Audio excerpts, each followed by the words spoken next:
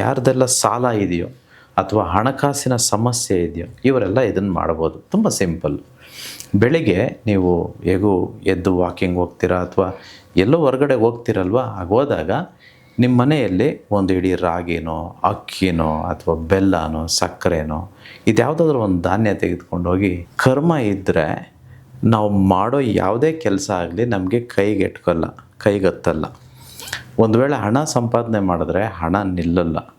ಮನೆಯಲ್ಲಿ ಒಳ್ಳೆ ಮದುವೆ ಮಾಡ್ಬೋದು, ಬಟ್ ಸಂಬಂಧಗಳು ಉಳ್ಕೋಬೇಕಲ್ವಾ?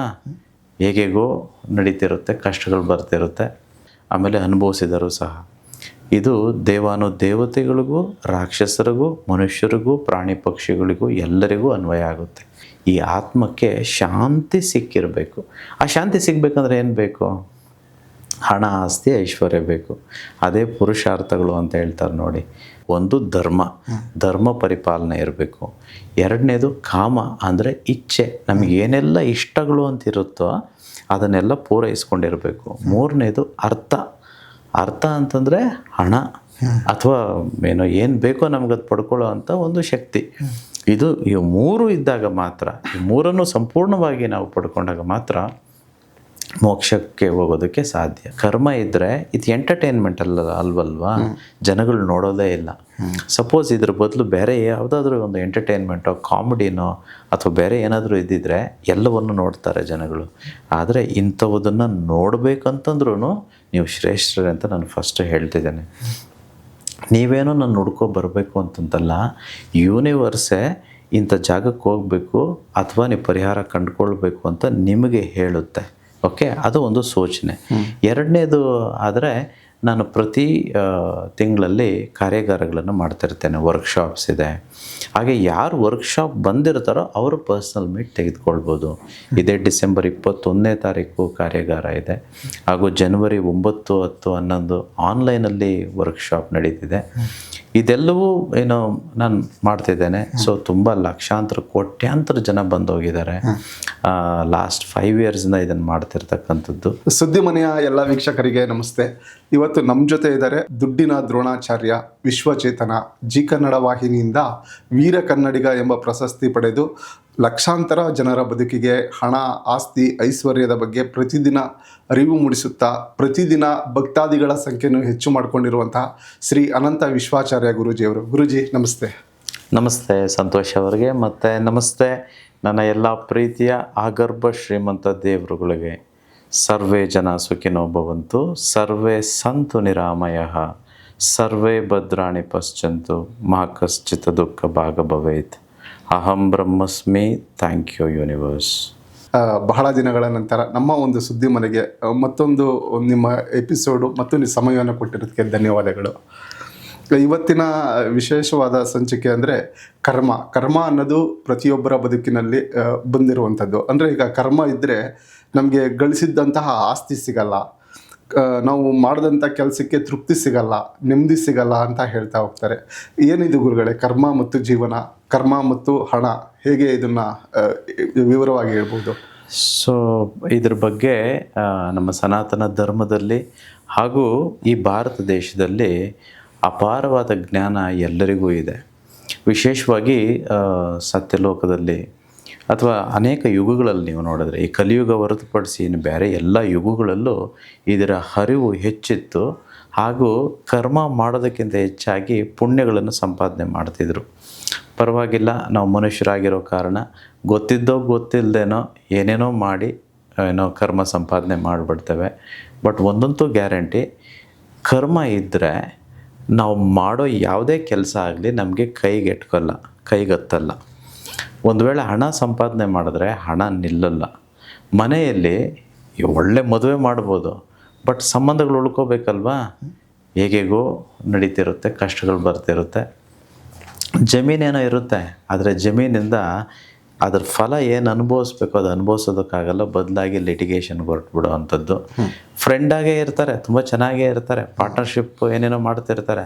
ಸಡನ್ನಾಗಿ ಯಾರೋ ಏನೋ ಕೈ ಕೊಟ್ಬಿಡೋದು, ಕಷ್ಟ ಬಂದ್ಬಿಡೋದು, ದಿಢೀರ್ನೆ ಏನೇನೋ ಸಮಸ್ಯೆಗಳು ಇವೆಲ್ಲವೂ ಬರ್ತಿರುತ್ತೆ.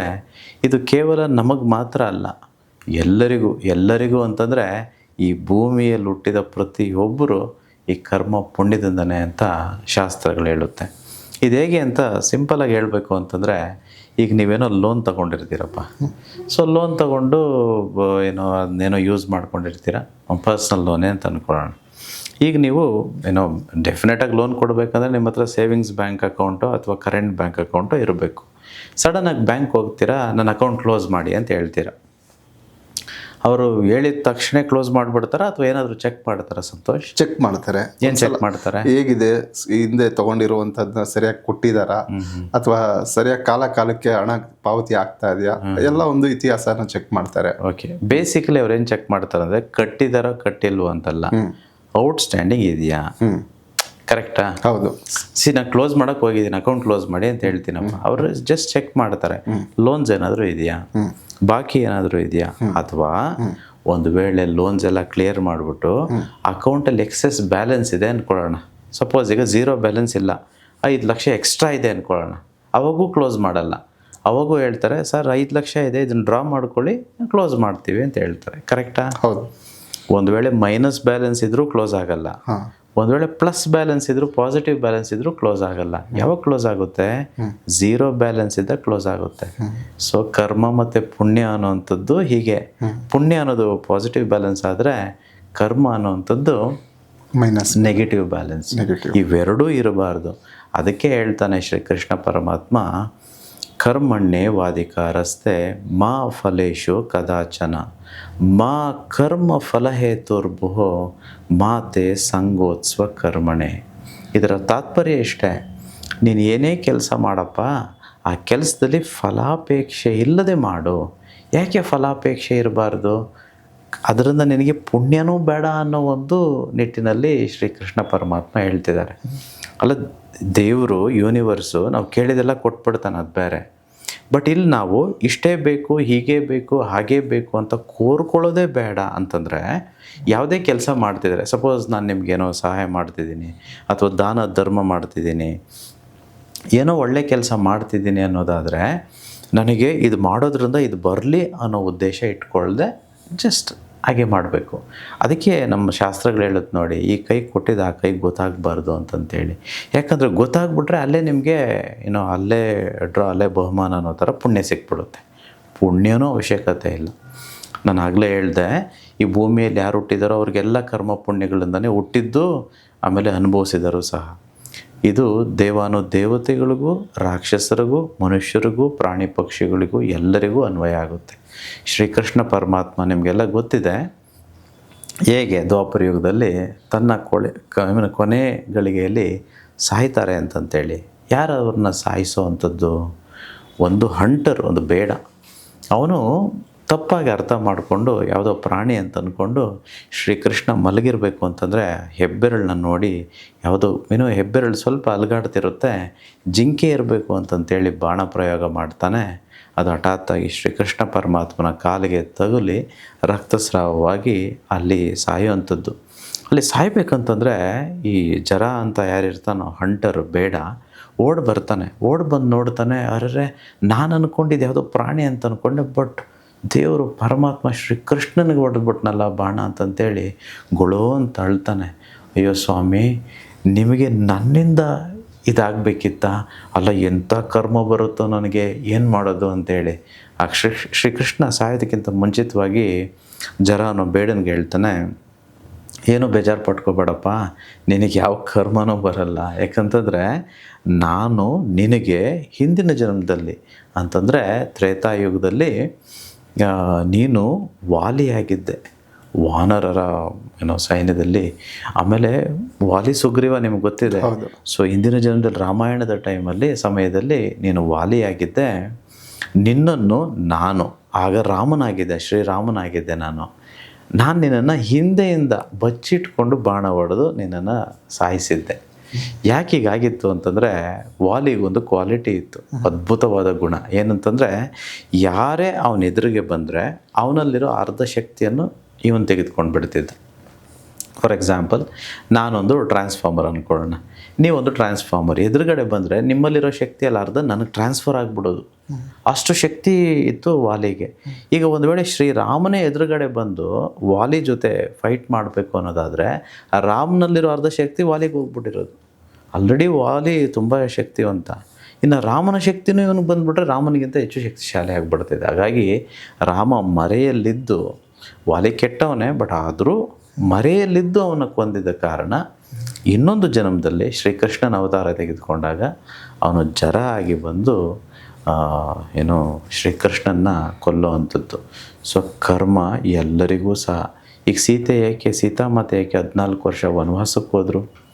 ಏಕೆ ರಾಮ ವನವಾಸ ಅನುಭವಿಸ್ಬೇಕಾಯ್ತು?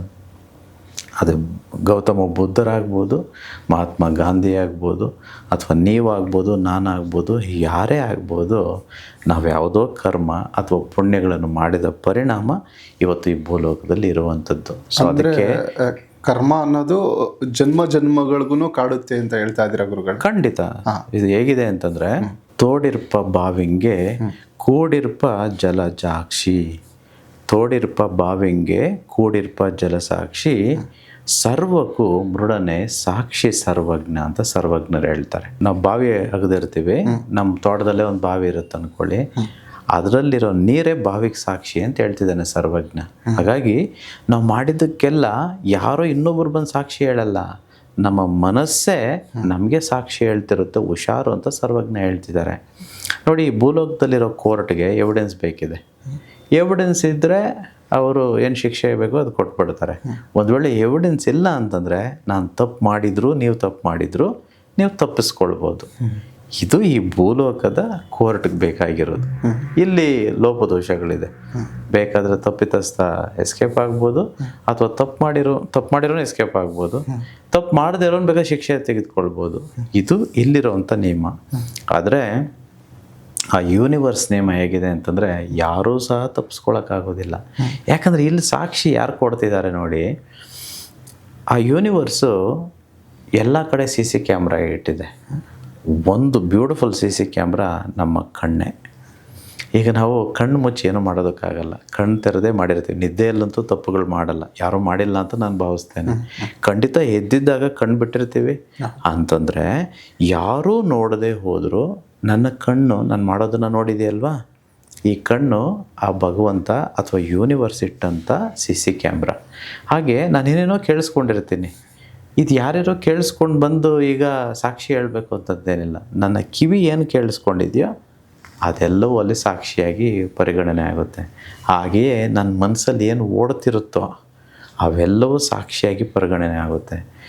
ಮುಂದೊಂದು ದಿನ ಚಿತ್ರಗುಪ್ತ ಅಂತ ಹೇಳ್ತಾರೆ ನೋಡಿ, ಚಿತ್ರಗುಪ್ತ ಯಾರೂ ಅಲ್ಲ, ಆ ಚಿತ್ರಗುಪ್ತ ನಮ್ಮ ಒಳಗಡೆ ಇರೋ ನಮ್ಮ ಸಾಕ್ಷಿ ಅಷ್ಟೇ, ಆತ್ಮ ಅಷ್ಟೇ. ಸೊ ನಾವು ಯಾರೂ ತಪ್ಪಿಸ್ಕೊಳ್ಳೋಕ್ಕಾಗೋದಿಲ್ಲ. ಹಾಗಾಗಿ ನಾವು ಏನೇ ಮಾಡಲಿ ಅದೆಲ್ಲವೂ ಪುಣ್ಯವಾಗಿ ಮಾಡಬೇಕು. ಆಗ ಮಾತ್ರ ನಾವು ಈ ಡೈಮೆನ್ಷನಿಂದ ಇನ್ನೊಂದು ಮುಕ್ತಿಯ ಡೈಮೆನ್ಷನ್ಗೆ ಹೋಗೋದಕ್ಕೆ ಸಾಧ್ಯ. ಅಲ್ಲಿಗೆ ಹೋಗಬೇಕು ಅಂತಂದರೆ, ಸಪೋಸ್ ನೋಡಿ, ಈ ಭೂಲೋಕವನ್ನು ಬಿಟ್ಟು ನಾವು ಬೇರೆ ಡೈಮೆನ್ಷನ್ಗೆ ಹೋಗ್ಬೇಕಂತಂದರೆ, ನಾವು ಈ ಒಂದು ಡೈಮೆನ್ಷನಲ್ಲಿ ಅಂದರೆ ಈ ಭೂಮಿಯಲ್ಲಿ ಏನೆಲ್ಲ ಅನುಭವಿಸ್ಬೇಕಂತಿರುತ್ತೋ ಅದೆಲ್ಲವನ್ನೂ ಅನುಭವಿಸಿರಬೇಕು. ಅಂತಂದರೆ ಈ ಆತ್ಮಕ್ಕೆ ಶಾಂತಿ ಸಿಕ್ಕಿರಬೇಕು. ಆ ಶಾಂತಿ ಸಿಗಬೇಕಂದ್ರೆ ಏನು ಬೇಕು? ಹಣ, ಆಸ್ತಿ, ಐಶ್ವರ್ಯ ಬೇಕು. ಅದೇ ಪುರುಷಾರ್ಥಗಳು ಅಂತ ಹೇಳ್ತಾರೆ ನೋಡಿ, ಧರ್ಮ, ಅರ್ಥ, ಕಾಮ, ಮೋಕ್ಷ. ಸೊ ಇಲ್ಲಿ ಏನು 4 ತುಂಬ ಇಂಪಾರ್ಟೆಂಟು. ನಾವು ಮೋಕ್ಷಕ್ಕೆ ಹೋಗ್ಬೇಕಂದ್ರೆ ಒಂದು ಧರ್ಮ ಪರಿಪಾಲನೆ ಇರಬೇಕು. ಎರಡನೇದು ಕಾಮ ಅಂದರೆ ಇಚ್ಛೆ, ನಮಗೇನೆಲ್ಲ ಇಷ್ಟಗಳು ಅಂತಿರುತ್ತೋ ಅದನ್ನೆಲ್ಲ ಪೂರೈಸ್ಕೊಂಡಿರಬೇಕು. ಮೂರನೇದು ಅರ್ಥ ಅಂತಂದರೆ ಹಣ ಅಥವಾ ಏನು ಬೇಕೋ ನಮಗದು ಪಡ್ಕೊಳ್ಳೋ ಅಂಥ ಒಂದು ಶಕ್ತಿ. ಈ 3 ಇದ್ದಾಗ ಮಾತ್ರ, ಈ 3 ಸಂಪೂರ್ಣವಾಗಿ ನಾವು ಪಡ್ಕೊಂಡಾಗ ಮಾತ್ರ ಮೋಕ್ಷಕ್ಕೆ ಹೋಗೋದಕ್ಕೆ ಸಾಧ್ಯ. ಸೊ ಎಷ್ಟೋ ಜನ ಅಂದ್ಕೊಳ್ತಾರೆ, ನಾನು ಮೋಕ್ಷಕ್ಕೆ ಹೊರಟೋಗ್ತೀನಿ, ನಾನು ಆರಾಮಾಗಿ ಏನೂ ಬೇಡ ನನಗೆ, ನನ್ನ ಮನೆಯೂ ಬೇಡ, ನನಗೆ ಜಮೀನು ಬೇಡ, ದುಡ್ಡು ಬೇಡ, ಏನೂ ಬೇಡ ಅಂತೇಳಿ. ಏನೂ ಬೇಡ ಅಂದಾಗ ನಿಮಗೆಲ್ಲೋ ನಿಮ್ಮ ಆತ್ಮಕ್ಕೆ ನೆಮ್ಮದಿ, ಶಾಂತಿ ಸಿಗದೆ ಹೋದಾಗೆ ಲೆಕ್ಕ. ಸೊ ಹಾಗಾಗಿ ಈಗ ಎಷ್ಟು ಹಣ ಮಾಡಬೇಕು, ಎಷ್ಟು ಜಮೀನು ಮಾಡಬೇಕು, ಅಥವಾ ಎಷ್ಟು ಬಂಗಾರ ತೆಗೆದುಕೊಳ್ಬೇಕು, ಎಷ್ಟು ಕಾರ್ ಇರಬೇಕು, ಏನೆಲ್ಲ ಇರಬೇಕು ಅಂತಂತೇಳಿ ನನ್ನ ಕೇಳಿದ್ರೆ, ನಿಮಗೆ ಎಷ್ಟು ಆಸೆ ಇದೆಯೋ, ನೀವು ಬದುಕೋದಕ್ಕೆ, ನೀವು ಖುಷಿಯಾಗಿರೋದಕ್ಕೆ ಏನು ಬೇಕೋ ಅಷ್ಟಿದ್ರೆ ವೆರಿ ಗುಡ್. ಅದಕ್ಕಿಂತ ಹೆಚ್ಚಾದರೂ ಕರ್ಮ ಬರುತ್ತೆ, ಒಂದು ವೇಳೆ ಕಡಿಮೆ ಆದರೂ ಏನೋ ಕರ್ಮ ಬರುತ್ತೆ. ಆದರೆ ಈಗ ಮಾಡಿರುವಂತಹ ಕರ್ಮಗಳನ್ನು ಕಳ್ಕೊಳ್ಳೋದು ಹೇಗೆ? ಈಗ 2026 ಹೊಸ ವರ್ಷ ಕೂಡ ಬರ್ತಾ ಇದೆ. ಇಲ್ಲಿವರೆಗೆ ಒಂದಷ್ಟು ಜನ ಕರ್ಮಗಳನ್ನ ಮಾಡಿಬಿಟ್ಟಿರ್ತಾರೆ, ಗೊತ್ತಿದ್ದು ಗೊತ್ತಿಲ್ಲದಿರೋ. ಈಗ ನಾನೇ ಏನೋ ಒಂದು ಕರ್ಮ ಮಾಡಿರ್ತೀನಿ, ಆ ಕರ್ಮ ಕಳ್ಕೊಳ್ಳೋದು ಹೇಗೆ? ಅದಕ್ಕೆ ಪರಿಹಾರ ಹೇಗೆ ಗುರುಗಳೇ? ಓಕೆ, ಇದಕ್ಕೆ ಸರ್ವಜ್ಞ ಎಷ್ಟು ಚೆನ್ನಾಗಿ ಹೇಳ್ತಾರೆ ನೋಡಿ. ಹಿರಿದು ಕರ್ಮವ ಮಾಡಿ ಹರಿವ ನೀರೊಳು ಮುಳುಗೆ ಕರಗುವುದೇ ಪಾಪ. ಹಿರಿದು ಕರ್ಮವ ಮಾಡಿ ಹರಿವ ನೀರೊಳು ಮುಳುಗೆ ಕರಗುವುದೇ ಪಾಪ. ತಾನು ಮುನ್ನ ಮಾಡಿದ್ದು ಎರೆಯ ಕಲ್ಲೆಂಟೆಯೇ ಸರ್ವಜ್ಞ ಅಂತ ಹೇಳ್ತಾರೆ. ಅಂತಂದರೆ ನಾವು ಒಬ್ಬರನ್ನ ಚುಚ್ಚಿ ಅಥವಾ ಹಾನಿ ಮಾಡಿ ಕೆಟ್ಟದ್ದು ಮಾಡಿ ಒಬ್ಬರನ್ನ ಕೊಂದು ಬಿಟ್ಟಿರ್ತೇವೆ ಅಂದ್ಕೊಳ್ಳೋಣ. ಅಂದರೆ ಕೊಂದಿದ್ದೇವೆ ಅಂತಂದರೆ ಮನಸ್ಸನ್ನು ಹರ್ಟ್ ಮಾಡಿದರೂ ಅದು ಕೊಂದ ಹಾಗೇ. ಹೀಗೆ ಮಾಡಿ ಎಲ್ಲೋ ಒಂದು ಹತ್ರ ದೇವಸ್ಥಾನಕ್ಕೋ ಅಥವಾ ಚರ್ಚ್ಗೋ ಅಥವಾ ಮಸೀದಿಗೋ ಅಥವಾ ಎಲ್ಲೋ ನೀರು ಹರಿತಿರುತ್ತೆ, ಯಾರೋ ಹೇಳಿರ್ತಾರೆ ಸಾಂಗ್ಯ ಒಂದು ನೀರಲ್ಲಿ ಮುಳುಗಿದ್ರೆ ಅಥವಾ ಈ ಕ್ರಿಯೆ ಮಾಡಿದ್ರೆ ಅದು ಮಾಡಿದ್ರೆ ನಿಮಗೆ ದೋಷ ನಿರ್ಮೂಲನೆ ಆಗುತ್ತೆ ಅನ್ನೋದಾದರೆ, ಇನ್ನು ಏನಿದೆ ಇದು ಸತ್ಯನ? ಇದು ಅಷ್ಟು ಸುಲಭವಾಗಿ ಕರ್ಮ ಕಳೆದುಕೊಳ್ಳೋಕೆ ಆಗೋದಿಲ್ಲ ಅಂತಂತೇಳಿ ಸರ್ವಜ್ಞರು ಹೇಳ್ತಾರೆ. ಯಾವುದೋ ಕಾಲದಲ್ಲಿ ಹೇಳಿರೋದು, ಸರ್ವಕಾಲಕ್ಕೂ ಸರ್ವಜ್ಞ ಹೇಳಿರೋದು ಸತ್ಯ ಅಂತ ನಾವೆಲ್ಲ ನಂಬ್ತೇವೆ. ಆಮೇಲೆ ಸತ್ಯನೂ ಸಹ. ಹಾಗಾಗಿ ನಾವು ಮಾಡಿರೋ ಕರ್ಮಗಳಿಗೆ ಉಪಶಮನ ಇದೆ ಅನ್ನೋದು ಎಷ್ಟು ಸತ್ಯನೋ ಹಾಗೆ ಅದನ್ನು ಕಳ್ಕೊಳ್ಬೇಕು ಅಂತಂದರೆ ನಾವು ಹೇಗೆ ಹಿಂದೆ ಇದ್ವೋ ಅಥವಾ ಇವತ್ತಿಗಿಂತ ಹಿಂದೆ ಹೇಗಿದ್ವೋ ಆ ರೀತಿ ಇರದೆ ಮುಂದಕ್ಕೆ ಸಂಪೂರ್ಣವಾಗಿ ಬದಲಾವಣೆ ಆದಾಗ ಮಾತ್ರ, ಮನ ಪರಿವರ್ತನೆ ಆದಾಗ ಮಾತ್ರ ನಾವು ಪುಣ್ಯ ಸಂಪಾದನೆ ಮಾಡ್ಬೋದು ಹಾಗೂ ನಾವು ಮಾಡಿರೋ ಕರ್ಮಕ್ಕೆ ಉಪಶಮನ ಸಿಗುತ್ತೆ. ಒಂದು ಉಪಾಯ ನಾನು ನಿಮ್ಗೆ ತಿಳಿಸ್ತೇನೆ. ಹಲವಾರು ಉಪಾಯಗಳಿದ್ದಾವೆ ಅಥವಾ ಹಲವಾರು ಮಾರ್ಗಗಳಿದ್ದಾವೆ. ಇದನ್ನು ನಾವು ಮಾಡ್ಬೋದು. ಸನಾತನ ಧರ್ಮದಲ್ಲಿ ಇದ್ರ ಬಗ್ಗೆ ಹೆಚ್ಚಿದೆ. ಸೊ ಹಾಗಾಗಿ ನಾನು ಇದನ್ನು ಕಾರ್ಯಾಗಾರದಲ್ಲಿ ಅಥವಾ ಪರ್ಸ್ನಲಾಗಿ ಮೀಟ್ ಮಾಡಿದಾಗ ಖಂಡಿತವಾಗಿಯೂ ತಿಳಿಸ್ತೇನೆ. ಬಟ್ ಯಾರ್ಯಾರಿಗೆ ಇಲ್ಲಿ ನೋಡ್ತಿದ್ದೀರೋ ಈಗ ವಾಹಿನಿಯಲ್ಲಿ ಕೇಳಿದ್ದಕ್ಕೆ ನಾನು ನಿಮ್ಗೊಂದು ಚಿಕ್ಕ ಪರಿಹಾರ ಕೊಡುವಂಥದ್ದು. ಯಾರ್ದೆಲ್ಲ ಸಾಲ ಇದೆಯೋ ಅಥವಾ ಹಣಕಾಸಿನ ಸಮಸ್ಯೆ ಇದೆಯೋ ಇವರೆಲ್ಲ ಇದನ್ನು ಮಾಡ್ಬೋದು. ತುಂಬ ಸಿಂಪಲ್. ಬೆಳಿಗ್ಗೆ ನೀವು ಹೇಗೂ ಎದ್ದು ವಾಕಿಂಗ್ ಹೋಗ್ತೀರಾ ಅಥವಾ ಎಲ್ಲೋ ಹೊರಗಡೆ ಹೋಗ್ತೀರಲ್ವ, ಹೋದಾಗ ನಿಮ್ಮ ಮನೆಯಲ್ಲಿ ಒಂದು ಇಡೀ ರಾಗಿನೋ ಅಕ್ಕಿನೋ ಅಥವಾ ಬೆಲ್ಲನೋ ಸಕ್ಕರೆನೋ ಇದ್ಯಾವುದಾದ್ರೂ ಒಂದು ಧಾನ್ಯ ತೆಗೆದುಕೊಂಡು ಹೋಗಿ ಎಲ್ಲಾದರೂ ಒಂದು ಕಡೆ ಹಾಕ್ಬಿಡಿ. ಯಾವುದೋ ಒಂದು ಇರುವೆನೋ ಪಕ್ಷಿನೋ ಅಥವಾ ಏನೋ ಒಂದು ಯೂನಿವರ್ಸ್ಗೆ ಕೊಟ್ಟ ಹಾಗೆ ನಮ್ಮ ಕರ್ಮಗಳನ್ನು ಈ ನೇಚರ್ ಅಥವಾ ಈ ಪ್ರಕೃತಿ ತೆಗೆದುಕೊಳ್ಳೋದಕ್ಕೆ ಸಾಧ್ಯ. ನೋಡಿ, ಈಗ ನೀವು ರಾಗಿ ಹಾಕ್ತೀರಾ ಅಥವಾ ಅಕ್ಕಿ ಹಾಕ್ತೀರಾ. ನೀವು ರಾಗಿ ಅಕ್ಕಿ ಹಾಕಿ ಮತ್ತೆ ಅದೇ ತಪ್ಪುಗಳನ್ನು ಮಾಡಬಾರ್ದು. ಈಗ ನೀವು ಹಾಕಿರೋದು ಇಂದಿನ ಕರ್ಮಗಳನ್ನು ಕಳ್ಕೊಳ್ಳೋದಕ್ಕೆ. ಹಾಗಂಥೇಳಿ ಮುಂದೆ ಕರ್ಮ ಸಂಪಾದನೆ ಆಗಬಾರ್ದು ಅಂತೇನಿಲ್ಲ. ನನ್ನ ತಪ್ಪುಗಳಿಗೆ ಪ್ರಾಯಶ್ಚಿತ್ತವಾಗಿ ನಾನು ಮನಸ್ಸಲ್ಲಿ ಅಂದ್ಕೊಂಡ ಅಂತರಾಳದಲ್ಲಿ ಇನ್ನು ಮುಂದೆ ನಾನು ಮಾಡಿದ ಇಲ್ಲಿ ತನಕ ಮಾಡಿದ ತಪ್ಪುಗಳನ್ನು ಮರುಪರಿವರ್ತನೆ ಮಾಡೋದಿಲ್ಲ ಅಂತಂತೇಳಿ ಸಂಕಲ್ಪ ಮಾಡಿ ನಾನು ಆ ರಾಗಿನೋ ಅಕ್ಕಿನೋ ಬೆಲ್ಲನೋ ಸಕ್ಕರೆನೋ ಹಾಕ್ಬಿಟ್ಟು ಹೋಗ್ತೇನೆ. ಈಗ ನಾನು ಏನು ನನ್ನ ಕರ್ಮಗಳಿದೆಯೋ ಅದನ್ನು ಈ ಪ್ರಕೃತಿ ಆ ಇರುವೆ ರೂಪದಲ್ಲೋ ಅಥವಾ ಪಾರಿವಾಳ ರೂಪದಲ್ಲೋ ಅಥವಾ ಯಾವುದೋ ಒಂದು ಬ್ಯಾಕ್ಟೀರಿಯಾ ರೂಪದಲ್ಲೋ ನನ್ನ ಕರ್ಮಗಳನ್ನು ಅದು ತಿಂದುಬಿಡುತ್ತೆ. ಸೊ ನಮ್ಮಲ್ಲೆಲ್ಲ ಕರ್ಮಗಳಿರುತ್ತೆ, ಸಂಚಿತ ಕರ್ಮಗಳು. ಇದು ತುಂಬ ದೊಡ್ಡದೊಂದು ಸಬ್ಜೆಕ್ಟ್ ಇದು. ಸೊ ಹಾಗಾಗಿ ಇದನ್ನೆಲ್ಲ ಸಂಪೂರ್ಣವಾಗಿ ತಿಳ್ಕೊಳ್ಳೋಣ. ಇನ್ನೂ ದೋಷ ಮುಕ್ತಿಗೆ ಹಲವಾರು ಇದ್ದಾವೆ. ಇವೆಲ್ಲವನ್ನೂ ಇಲ್ಲೇ ಚರ್ಚೆ ಮಾಡಲಿಕ್ಕೆ ತುಂಬ ಕಷ್ಟ ಆಗುತ್ತೆ. ಸೊ ಈ ಕ್ರಿಯೆಯನ್ನು ಮಾಡೋದ್ರಿಂದ ಖಂಡಿತವಾಗಿಯೂ ಸಾಲ ಮುಕ್ತರಾಗ್ಬೋದು ಹಾಗೂ ಉತ್ತಮ ನಾವೇನು ಅಂದ್ಕೊಳ್ತೀವೋ ಆ ಲೈಫನ್ನು ಲೀಡ್ ಮಾಡೋದಕ್ಕೆ ಸಾಧ್ಯ. 2026 ಇನ್ನೇನು ಬಂತು. ಎಲ್ಲ ಶ್ರೀಮಂತರು, ನೀವು ಬಹುತೇಕ ಸಂತೋಷವಾಗಿರೋರು, ಯಶಸ್ವಿಯಾಗಿರೋರು ನೀವು ನೋಡಿದ್ರೆ ಖಂಡಿತವಾಗಿಯೂ ಕಾಲಕ್ಕೆ ಅವರು ಅವರ ಜ್ಞಾನವನ್ನು ಅಭಿವೃದ್ಧಿಪಡಿಸ್ಕೊಳ್ತಾನೆ ಇರ್ತಾರೆ. ಅವರು ಹಳೆಯ ಜ್ಞಾನದಲ್ಲೇ ಇರೋದಿಲ್ಲ.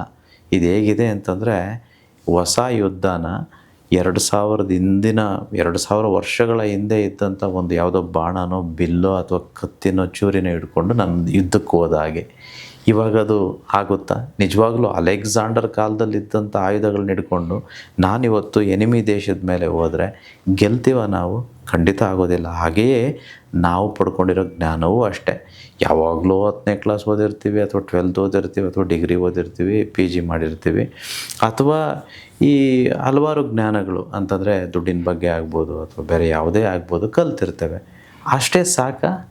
ಒಂದು ವೇಳೆ ಅದು ಸಾಕು ಅನ್ನೋದಾಗಿದ್ದರೆ ಇವತ್ತು ನಾವು ಸಂತೋಷವಾಗಿರ್ಬೇಕಿತ್ತಲ್ವ? ನಮ್ಮ ಹತ್ರ ಏನೆಲ್ಲ ನಾವು ಬಯಸ್ತೀವೋ ಅದೆಲ್ಲ ನಮ್ಮ ಹತ್ರ ಇರಬೇಕಿತ್ತಲ್ವ. ಒಂದು ವೇಳೆ ನಾವು ಬಯಸಿದ್ದಿಲ್ಲ ಅಂತಂದರೆ ನಮ್ಮಲ್ಲಿರೋ ಜ್ಞಾನ ಅಥವಾ ಈ ಚೇತನ ಜಾಗೃತಿ ಕಡಿಮೆ ಅಂತಲೇ ಅರ್ಥ. ಅದನ್ನು ನಾವು ಪಡ್ಕೊಳ್ಳೇಬೇಕು. ಸೊ ಯಾವುದೋ ಮೂಲಕವಾಗ್ಬೋದು, ಪುಸ್ತಕ ಓದೋದ್ರಿಂದ ಆಗ್ಬೋದು, ಅಥವಾ ಒಳ್ಳೆಯ ಸತ್ಸಂಗದಿಂದ ಆಗ್ಬೋದು, ಅಥವಾ ನಮ್ಮ ಕಾರ್ಯಾಗಾರಗಳಿಂದ ಆಗ್ಬೋದು. ಎಷ್ಟೋ ಜನ ಬರ್ತಾರೆ, ಎಷ್ಟೋ ಜನ ಕಲ್ತ್ಕೊಂಡು ಹೋಗ್ತಾರೆ. ಇಷ್ಟು ಜ್ಞಾನ ಇದೆಯಲ್ವಾ, ಇದನ್ನೆಲ್ಲ ಒಂದು ದಿನದಲ್ಲಿ ಎಷ್ಟಾಗುತ್ತೋ ಅಷ್ಟು ಕೊಡಲಿಕ್ಕೆ ಸಾಧ್ಯ. ನಮ್ಮ ಪುಸ್ತಕಗಳಿದ್ದಾವೆ, ಇದರಿಂದ ಎಲ್ಲ ತಿಳ್ಕೊಳ್ಬೋದು. ಸೊ ಕರ್ಮ ಕಳ್ಕೊಳ್ಳೋದಕ್ಕೆ ಕೇವಲ ಒಂದು ಮಾರ್ಗ ಸಾಲದು, ಅನೇಕ ಮಾರ್ಗಗಳಿದ್ದಾವೆ. ಎಲ್ಲವನ್ನೂ ಮಾಡಬೇಕು. ಇವೆಲ್ಲ ಯಾಕಂತಂದರೆ ಉಚಿತವಾಗಿ ಮಾಡುವಂಥದ್ದು, ಯಾವುದಕ್ಕೂ ದುಡ್ಡಿನ ಖರ್ಚಾಗೋದಿಲ್ಲ. ಉಚಿತವಾಗಿ ನಮ್ಮ ಮನೆಗಳಲ್ಲಿ ಅಥವಾ ನಾವು ಮಾಡೋ ದಿನನಿತ್ಯ ಕೆಲಸಗಳಲ್ಲೇ ಇದನ್ನು ಕಳ್ಕೊಳ್ಬೋದು. ಕಳ್ಕೊಳ್ಳಿ, ಶ್ರೀಮಂತರಾಗಿ.